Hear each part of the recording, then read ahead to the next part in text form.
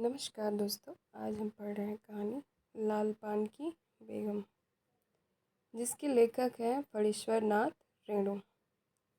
लाल पान की बेगम कहानी नारी सशक्तिकरण को केंद्र में रखकर लिखी गई है।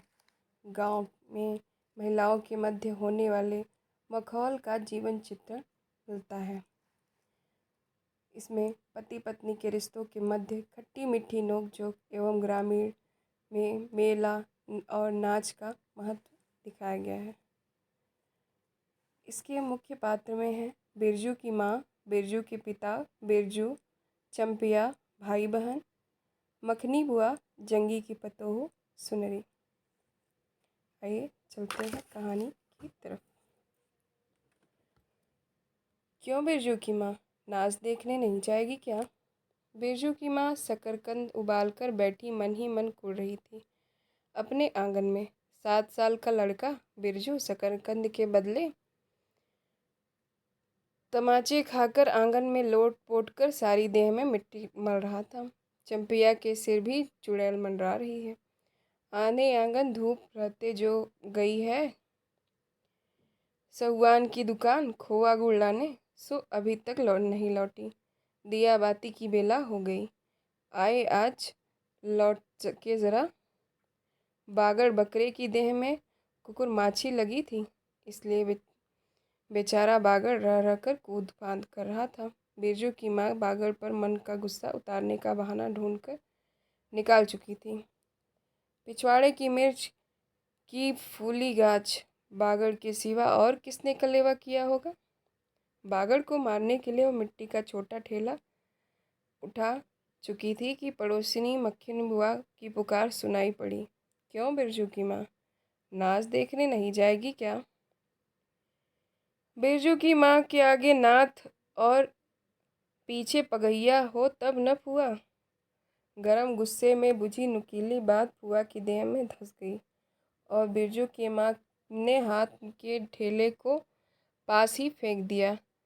बेचारे बागड़ को कुकुर माछी परेशान कर रही हैं। हाय हाय, अर आय आय। बिरजू ने लेटे लेटे बागड़ को एक डंडा लगा दिया। बिरजू की माँ की इच्छा हुई कि जाकर उसी डंडे से बिरजू का भूत भगा दे, किंतु नीम के पास खड़ी पनभरनियों की खिलखिलाहट सुनकर रुक गई।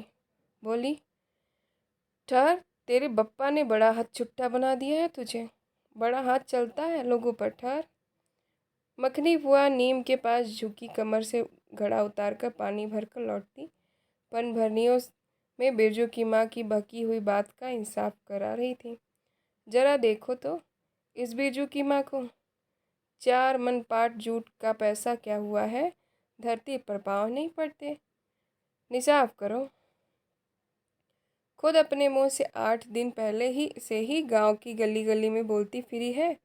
हाँ, इस बार बिरजू के बप्पा ने कहा है बैलगाड़ी पर बिठाकर बलरामपुर का नाच दिखा लाऊंगा। बैल अब अपने घर है तो 1000 गाड़ी मंगनी मिल जाएगी। सो मैंने अभी टोक दिया। नाच देखने वाली सब तो ऑन पॉन कर तैयारी हो रही है। रसोई पानी कर रहे हैं, मेरे मुंह में आग लगे। क्यों टोकने गई? सुनती हो क्या जवाब दिया बिरजू की माँ ने? मखनी बुआ ने अपने पोपले मुँह के होठों को एक और मोड़कर ऐंठती हुई बोली निकाली। अरे हाँ हाँ बिरजू की मैया के आगे नाथ और पीछे पगैया हो तब ना। जंगी की पतोहू बिरजू की माँ से नहीं डरती। वह ज़रा गला खोल कर ही कहती है, फुआ, सर्वे शीतला मर्टी सर्वे सेटलमेंट के हाकिम के बासा पर फूल छाप किनारी वाली साड़ी पहन के तू भी भटा की भेंटी चढ़ाती तो तुम्हारे नाम से भी 2-3 बीघा धनहर जमीन का पर्चा कट जाता। फिर तुम्हारे घर भी आज 10 मन सोनाबंग का पाठ होता। जोड़ा बैल खरीदता, फिर आगे नाथ और पीछे सैकड़ों पगैया झूलती। जंगी की पतोहों की मुँह जोर है। रेलवे के स्टेशन के पास की लड़की है। 3 ही महीने हुए हैं गौने की नई नई बहू होकर आई है और सारे कुरमा टोली की सभी झगड़ालू सासों से एक आध मोर्चा ले चुकी है। उसका ससुर जंगी दागी चोर है, सी क्लासी है। उसका खसम रंगी कुरमा टोली का नाम लठ है, इसलिए हमेशा सींग खुजाती फिरती जंगी की पतोह। बिरजू की माँ आंगन में जंगी की पतोह की गला खोल बोली गुलेल की गोलियों की तरह दंदनाती हुई आई थी। बिरजू की माँ ने एक तीखा जवाब खोजकर निकाला, लेकिन मन महसूस कर रह गई। गोबर की ढेरी में कौन ढेला फेंके। जीभ के झाल को गड़ले में उतारकर बिरजू की माँ ने अपनी बेटी चंपिया को आवाज़ दी, अरे चंपिया,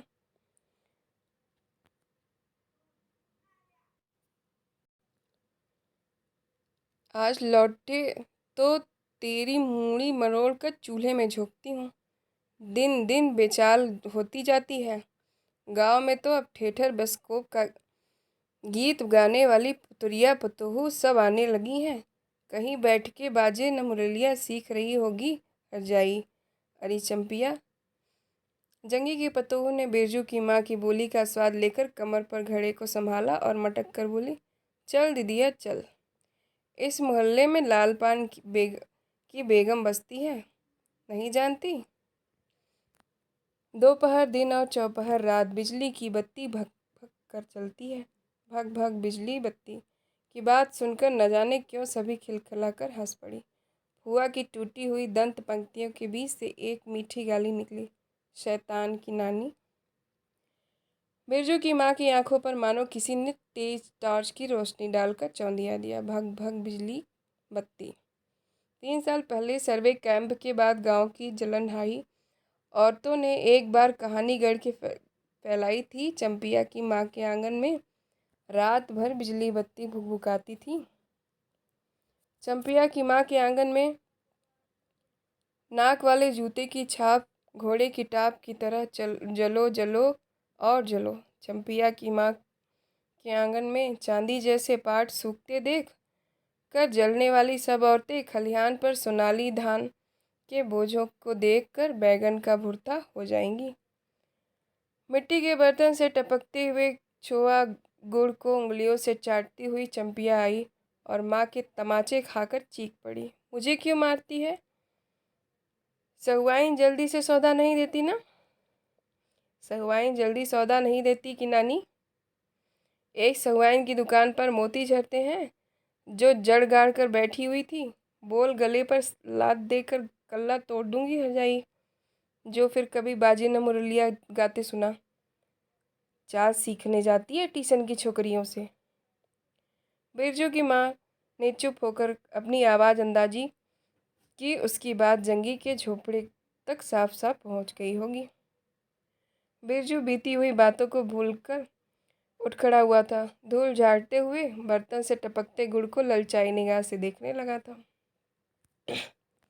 दीदी के साथ वह भी दुकान जाता तो दीदी भी उसे गुड़ चटाती जरूर। वह शकरकंद के लोभ में रहा, मांगने पर माँ ने शकरकंद के बदले, ए मैया एक उंगली गुड़ दे दे। बिरजू ने तलहथी फैलाई, देना मैया एक रत्ती भर। एक रत्ती क्यों? उठा के बर्तन को फेंक आती हूँ पिछवाड़े में, जाके चाटना। नहीं बनेगी मीठी रोटी? मीठी रोटी खाने का मुंह होता है। बिरजू की माँ ने उबले शकरकंद का सूप रोती हुई चंपिया के सामने रखते हुए कहा, बैठ के छील के उतार, नहीं तो अभी। 10 साल की चंपिया जानती है शकरकंद छीलते समय कम से कम 12 बार माँ उसे बाल पकड़कर झकझोरेगी, छोटी छोटी खोट निकालकर गालियाँ देगी। पाँव फैला के क्यों बैठी है उस तरह बेलज्जी? चंपिया माँ के गुस्से को जानती है। बिरजू ने इस मौके पर थोड़ी सी खुशामद करके देखा, मैया मैं भी ठीक बैठकर छीलूं? नहीं। माँ ने झिड़की दी, एक शकरकंद छीलेगा और 3 पेट में। जाके सिद्धू की बहू से कहो 1 घंटे के लिए कढ़ाई मांग कर ले गई तो फिर लौटाने का नाम नहीं। जा जल्दी। मुंह लटका कर आंगन से निकलते निकलते बिरजू ने शकरकंद और गुड़ पर निगाहें दौड़ाई। चंपिया ने अपने झबरे केस की ओर से माँ की ओर देखा और नज़र बचाकर चुपके से बिरजू की ओर शकरकंद फेंक दिया। बिरजू भागा। सूरज भगवान डूब गए, दिया बत्ती की बेला हो गई। अभी तक गाड़ी चंपिया बीच में ही बोल उठी। कोयरी टोले में किसी ने गाड़ी नहीं दी मैया। बप्पा बोले, माँ से कहना सब ठीक ठाक करके तैयार रहे, मलदहिया टोले के मियाँ जान की गाड़ी लेने जा रहा हूँ। सुनते ही बिरजू की माँ का चेहरा उतर गया, लगा छाते की कमानी उतर गई घोड़े से अचानक। कोयरी टोले में किसी ने गाड़ी मांगनी नहीं दी। तब मिल चुकी गाड़ी। जब अपने गांव के लोगों की आंख में पानी नहीं तो मलदहिया टोली के मियाँ जान की गाड़ी का क्या भरोसा ना। न 3 में न 13 में क्या होगा, शकरकंद छीलकर रख दे उठा के, या मार मार नाच दिखाएगा। बैलगाड़ी पर चढ़कर नाच दिखाने ले जाएगा। चढ़ चुकी बैलगाड़ी पर, देख चुकी जी भर नाच। पैदल जाने वाली सब पहुंचकर पुरानी हो चुकी होंगी। बिरजू छोटी कढ़ाई सिर पर औंध कर वापस आया। देख दीदिया, मिलिट्री टोपी, इस पर 10 लाठी मारने पर भी कुछ नहीं होता। चंपिया चुपचाप बैठी रही, कुछ बोली नहीं, जरा सी मुस्काई भी नहीं। बिरजू ने समझ लिया मैया गुस्सा अभी उतरा नहीं पूरे तौर से।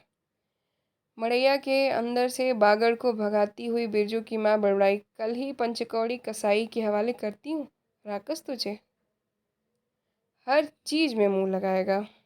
चंपिया बांध दे बागड़ को, खोल दे गले की घंटी, हमेशा टुनुर टुनुर, मुझे जरा नहीं सुहाता है। टुनुर टुनुर सुनते ही बिरजू को सड़क से जाती हुई बैलगाड़ियों की याद हो आई। अभी बबुआ टोले की गाड़ियां नाच देखने जा रही थी। झुनुर झुनुर बैलों की झुमकी तुमने सुनी? बेसी बकबक मत कर। बागड़ के गले में झुमकी खोलती बोली चंपिया। चंपिया डाल दे चूल्हे में पानी, बप्पा आवे तो कहना कि अपने उड़न जहाज पर चढ़कर नाच देख आए। मुझे नाच देखने का शौक नहीं, मुझे जगइयो मत कोई, मेरा माथा दुख रहा है। मड़ैया के उसारे पे बिरजू ने फिसफिसा से पूछा, क्यों दीदिया, नाच में उड़न जहाज भी उड़ेगा? चटाई पर कथरी ओढ़कर बैठती हुई चंपिया ने बिरजू को चुपचाप अपने पास बैठने का इशारा किया। मुफ्त में मार खाएगा बेचारा। बिरजू ने बहन की कथरी में हिस्सा बांटते हुए चुक्की मुक्की लगाई। जाड़े के समय इस तरह घुटने पर ठुड्डी रखकर चुक्की मुक्की लगाना सीख चुका है वह। अपनी चंपिया के कान के पास मुंह ले जा कर रहा, हम लोग नाच देखने नहीं जाएंगे? गांव में एक पंछी भी नहीं है, सब चले गए। चंपिया को तिल भर भी भरोसा नहीं। संझा तारा डूब रहा, बप्पा अभी तक गाड़ी लेकर नहीं लौटे। 1 महीना पहले से ही मैया कहती थी, बलरामपुर के नाच के दिन मीठी रोटी बनेगी, चंपिया छीट की साड़ी पहनेगी, बिरजू पैंट पहनेगा। बैलगाड़ी पर चढ़कर चंपिया की भीगी पलकों पर एक बूंद आंसू आ गया। बिरजू का दिल भी भर आया। उसने मन ही मन इमली पर रहने वाले जिन बाबा को एक बैगन कबूला। गाछ का सबसे पहला बैगन उसने खुद जिस पैसे को रोपा है। जल्दी से गाड़ी लेकर बप्पा को भेज दो जिन बाबा। मड़ैया के अंदर बिरजू की माँ चटाई पर पड़ी करवटें ले रही थी। पहले से ही किसी बात का मस नहीं बांधना चाहिए। किसी को भगवान ने सुबह तोड़ दिया, उसको सबसे पहले भगवान से पूछना है या किस चुप का फल देने रहे हो भोले बाबा?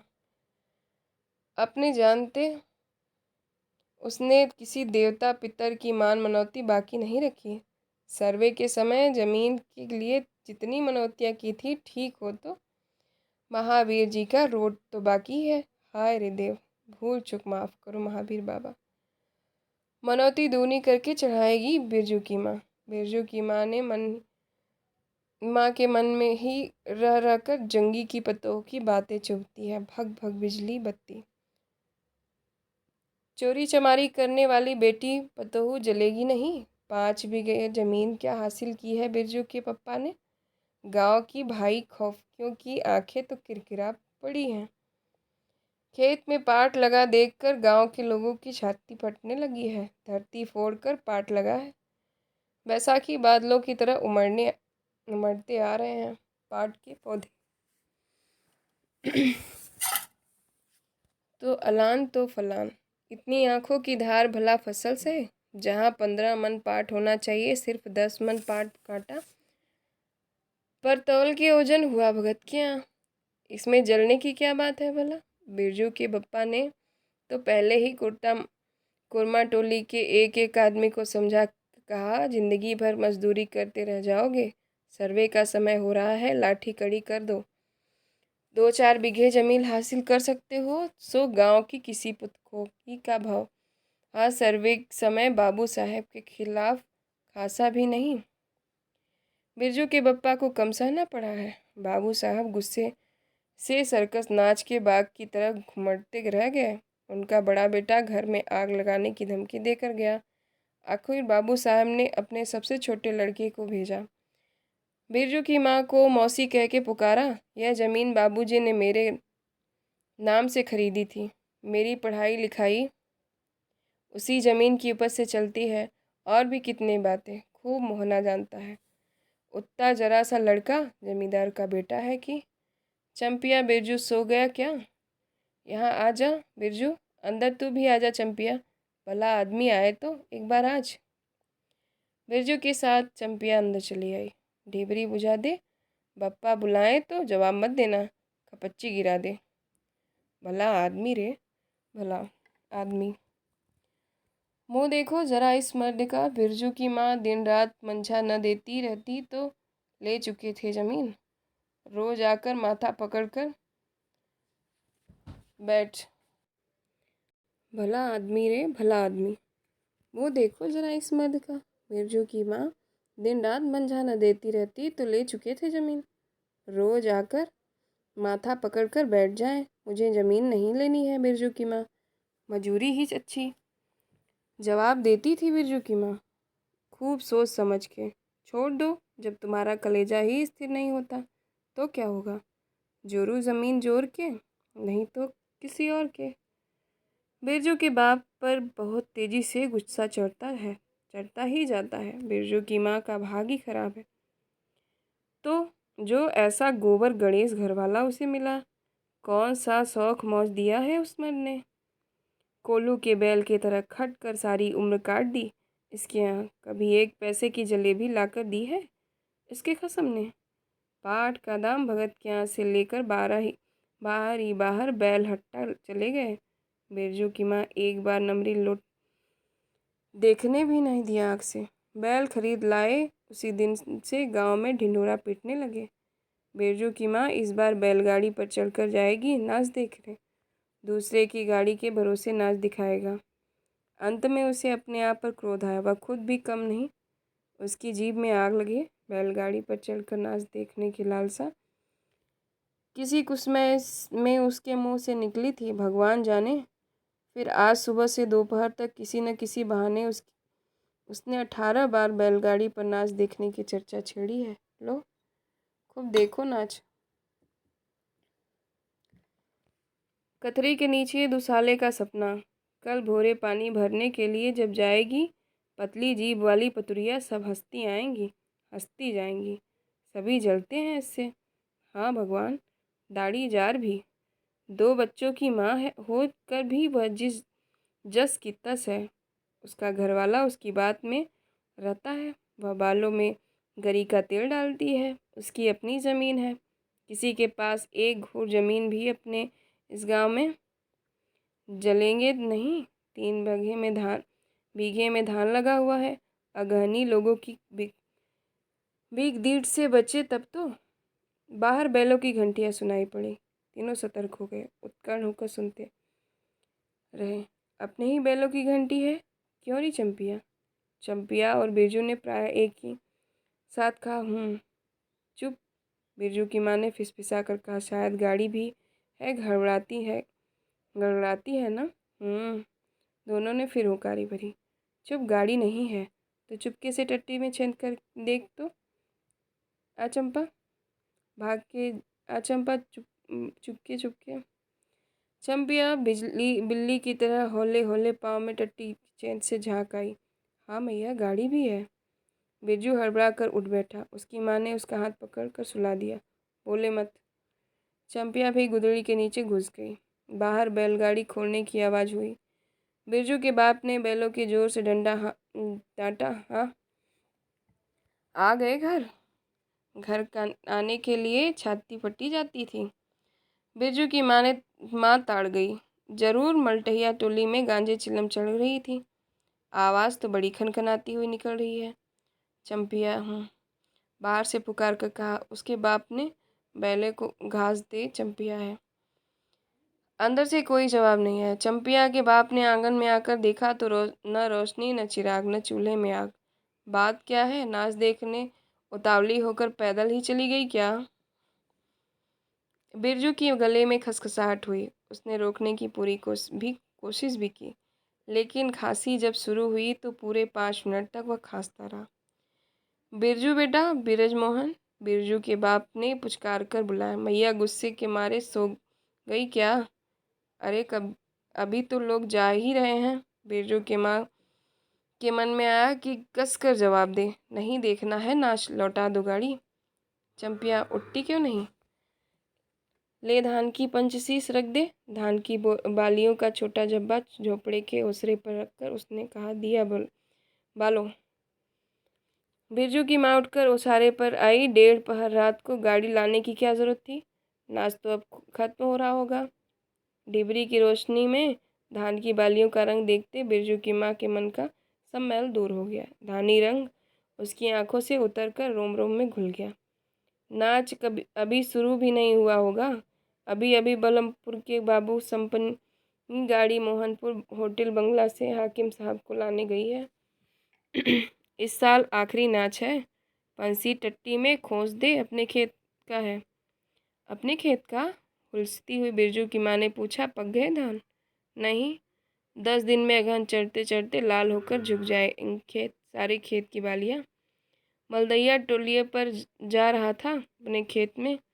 धान देखकर आंखें जुड़ा गई। सच कहता हूँ, पंचशीश तोड़ते समय उंगलियां काँप रही थी मेरी।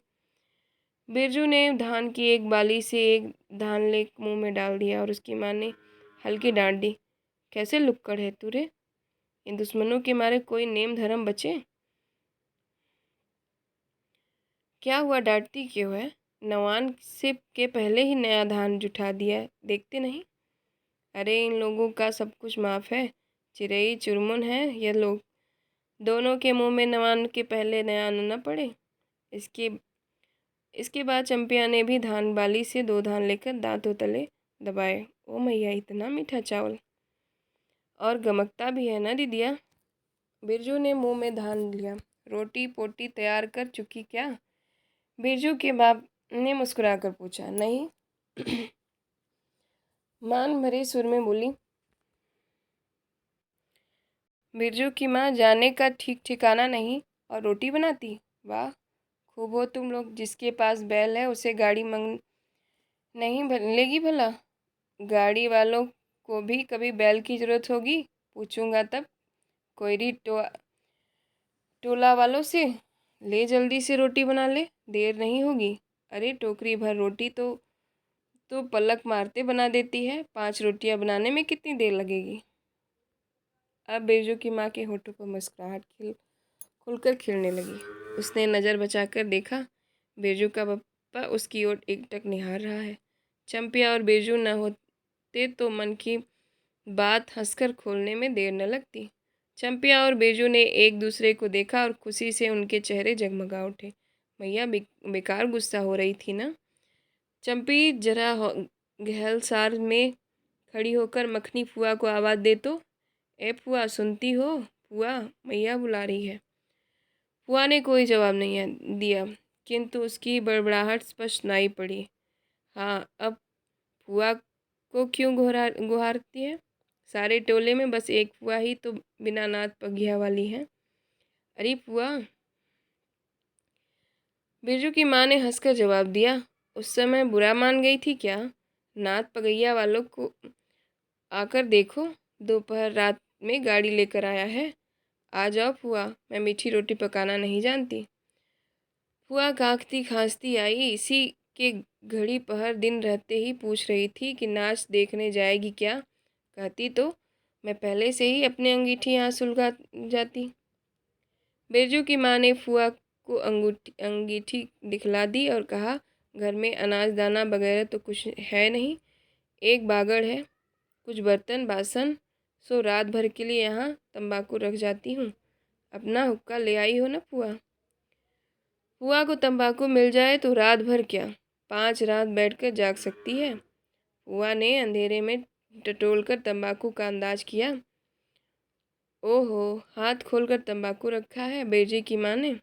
एक और वह है सहुआइन, राम कहो। उस रात को अफीम की गोली की तरह एक मटर भर तंबाकू रखकर चली गई। गुलाम बाग में ले और कह गई कि डिब्बी भर तंबाकू है। बिरजू की माँ चूल्हा सुलगाने लगी। चंपिया ने शकरकंद को मसलकर गोले बनाए। बिरजू सिर पर कढ़ाई औंधाकर अपने बाप को दिखलाने लगा। मिलिट्री टोपी, इस पर 10 लाठी मारने पर भी कुछ नहीं होगा। सभी ठठाकर हंस पड़े। बिरजू की माँ हंसकर बोली, ताखे पर 3-4 मोटे शकरकंद हैं, दे दे बिरजू को। चंपिया, बेचारा शाम से ही बेचारा मत कहो मैया, खूब सचारा है। अपन चंपिया चहकने लगी। तुम क्या जानो, कतरी के नीचे मुंह क्यों चढ़ रहा था बाबू साहब का। बिरजू के टूटे हुए दूध के दांतों की फाक से बोली निकली, ब्लैक मार्टिन में 5 शकरकंद खा लिया। हाँ हाँ, हंसा। सभी फिर ठहर कर हंस पड़े। बिरजू की माँ ने फुआ का मन रखने के लिए पूछा, एक कवनवा गुड़ है, आधा दो फुआ। फुआ ने गदगद होकर कहा, अरे शकरकंद तो खुद मीठा होता है, इतना उतना क्यों डालेगी। जब तक दोनों बैल दाना खाकर एक दूसरे की देह को जीभ चाटे, बिरजू की माँ तैयार हो गई। चंपिया ने छीट की साड़ी पहनी और बिरजू बटन के भाव में पैंट पहनकर पटसन की डोरी बंधवाने लगा। बिरजू की माँ ने आंगन से निकलकर गांव की ओर कान लगाकर सुनने की चेष्टा की। इतनी देर तक भला पैदल जाने वाले रुके होंगे। पूर्णिमा का चांद सिर पर आ गया है। बिरजू की माँ ने असली रूपा का मंगटिक्का पहना है। आज पहली बार बिरजू के पप्पा को हो क्या है, क्या गया है, गाड़ी जोतता क्यों नहीं। मुंह की ओर एकटक देख रहा है, मानो नाच की लाल पान की। गाड़ी पर बैठते ही बिरजू की माँ की देह में एक अजीब गुदगुदी लगने लगी। उसने बांस की बल्ली को पकड़कर कहा, गाड़ी पर अभी बहुत जगह है, जरा दाहिनी सड़क से गाड़ी हाँकना। बैल जब दौड़ने लगे तो और पहिया जब चू चू करके घबराने लगा तो बिरजू से नहीं रह गया। उड़न जहाज की तरह उड़ाओ पप्पा। गाड़ी जंगी के पिछवाड़े पहुंची। बिरजू की माँ ने कहा, जरा जंगी से पूछो ना, उसकी पतोहू नाच देखने चली गई क्या। गाड़ी के रुकते ही जंगी के झोपड़ी से आती हुई रोने की आवाज़ स्पष्ट हो गई। बिरजू के पप्पा ने पूछा, अरे जंगी भाई, काहे सन्न रोहट हो रहा है आंगन में। जंगी घूर ताप रहा था। बोला, क्या पूछते हो, रंगी बलरामपुर से लौटा नहीं, पतोहू यह नाच देखने कैसे जाए। आसरा देखते देखते उधर गांव की सभी औरतें चली गईं। अरे ट्यूशन वाली तो रोती है काहे। बिरजू की माँ ने पुकार कर कहा, आ जा झट से कपड़ा पहनकर, सारी गाड़ी पड़ी हुई है बेचारी, आ जा जल्दी। बगल की झोपड़ी से राधे की बेटी सुंदरी ने कहा, काकी गाड़ी में जगह है, मैं भी जाऊंगी। बांस की झाड़ी के उस पार लरेना खवास का घर है, उसकी बहू भी नहीं गई है, गिलट का झुमकी कड़ा पहनकर झमकती आ रही है। आजा, जो बाकी रह गई हैं सब आ जाएं जल्दी। जंगी की पतोहू, लरेना की बीबी और राधे की बेटी सुंदरी तीनों गाड़ी के पास आईं। बैल ने पिछला पैर फेंका और बिरजू के बाप ने एक भद्दी गाली दी, साला लताड़ मारकर लंगड़ी बनाएगा पतोहू को। सभी ठठाकर हंस पड़े। बिरजू के बाप ने घूंघट में झुकी दोनों पतोहों को देखा। उसे अपने खेत की झुकी हुई बालियां याद आ गई। जंगी की पतोहू का गौना 3 ही मास पहले हुआ है। गौने की रंगीन साड़ी के से कड़वे तेल और लठवा सिंदूर की गंध आ रही है। बिरजू की माँ को अपने गौने की याद आई। उसने कपड़े की गठरी से 3 मीठी रोटियां निकालकर कहा, खा ले एक एक करके, सिमरा के सरकारी कूप में पानी पी लेना।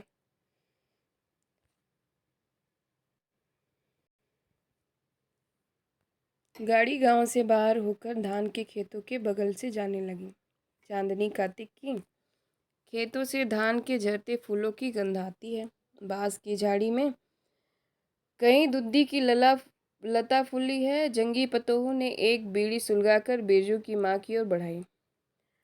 बिरजू की माँ को अचानक याद आई चंपिया, सुंडी, लरेना की बीवी और जंगी पतोहू, ये चारों ही गांव में बैस्कोप का गीत गाना जानती हैं खूब। गाड़ी की लीक धन खेतों के बीच होकर गई। चारों ओर गौने की साड़ी खसखसाहट जैसी आवाज़ होती है। बिरजू की माँ के माथे के मंग टिक्के पर चांदनी छिटकती है। अच्छा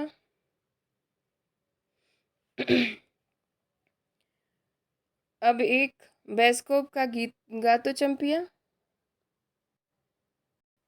डरती है काहे? जहाँ भूल जाओगी बगल में मास्टरनी बैठी ही है। दोनों पतोहुओं ने तो नहीं, किंतु चंपिया और सुनरी ने खंखार कर गला साफ किया। बिरजू के बाप ने बैलों को ललकारा, चल भैया और जरा जोर से गा रे चंपिया, नहीं तो मैं बैलों को धीरे धीरे चलने को कहूँगा। जंगी के पतोहुओं ने चंपिया के कान में के पास घूंघट ले जाकर कुछ कहा और चंपिया ने धीरे से शुरू किया, चंदा की चांदनी। बिरजू की गोद में लेकर बैठी उसकी माँ, इच्छा हुई कि वह भी साथ साथ गीत गाए। बिरजू की माँ ने जंगी के पतोहू को देखा, धीरे धीरे गुनगुना रही है वह भी। कितनी प्यारी पतोहू है, गौने की साड़ी से एक खास किस्म की गंध निकलती है। ठीक ही तो कहा उसने, बिरजू की माँ बेगम है, लाल पान की बेगम। यह तो कोई बुरी बात नहीं, वह सचमुच लाल पान की बेगम है। बिरजू की माँ ने अपनी नाक पर दोनों आंखों को केंद्रित करने की चेष्टा करके अपने रूप की झांकी ली। लाल साड़ी की झिलमिल किनारी, मंगटिक्का पर चांद। बिरजू की माँ के मन में अब और कोई लालसा नहीं, उसे नींद आ रही है।